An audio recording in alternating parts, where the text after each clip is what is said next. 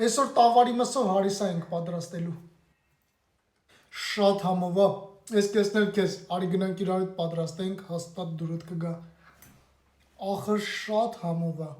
Կտրտում ենք տավարի միսը։ Լցնում ենք ջուր, եփում ենք 2 ժամ։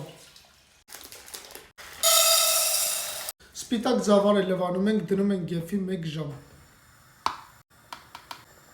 Ձավարը եփվեց, դնում ենք մի կողմ։ 1 ժամ անց ջուրը պակասում է, մոտավորապես ավելացնում ենք 500 մլ, նորից թողում ենք եփվի։ Միսը հանում ենք, ջուրը չենք թափում։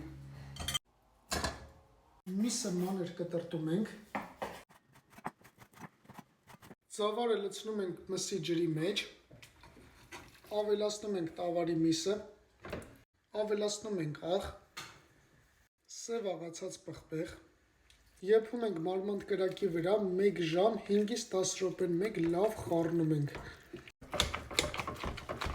Վերջում ավելացնում ենք մի լավ կտոր կարագ, լավ խառնում ենք ու մեր հարիսան պատրաստ է, բարի ախորժակ ձեզ։